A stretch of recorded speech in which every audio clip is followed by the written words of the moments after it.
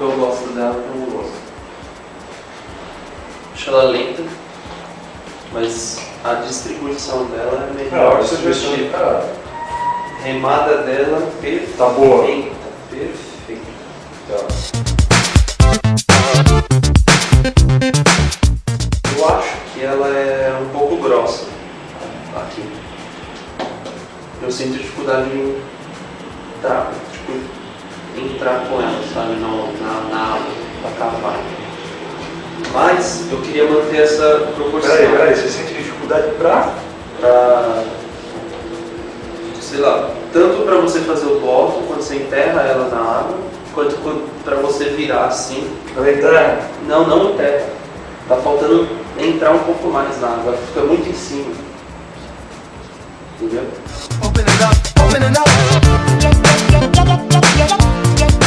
Podia ser 2 e 5, 16. Pode usar os diretores à vontade. Baixa a borda.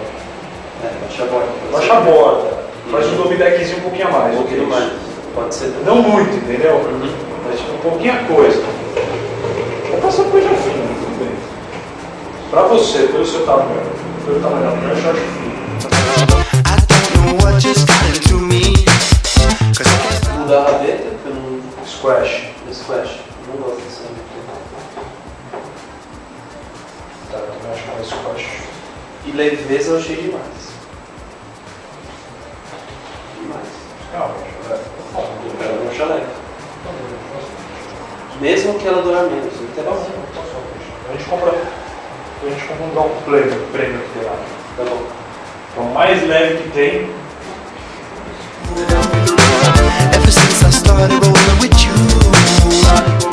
É fazer essa prancha, é isso que eu tô falando. Aqui no bloco. Aumentar muito o concave dela, já que você quer uma prancha.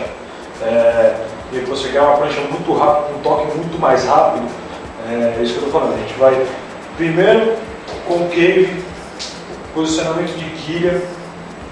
O posicionamento de quilha vai ficar bem parecido com isso. Provavelmente eu vou dar só uma abridinha a mais. Vai ser em torno, a gente vai usar em torno de 2 e pouquinho. 2 do bico. Uns 2 e pouquinho.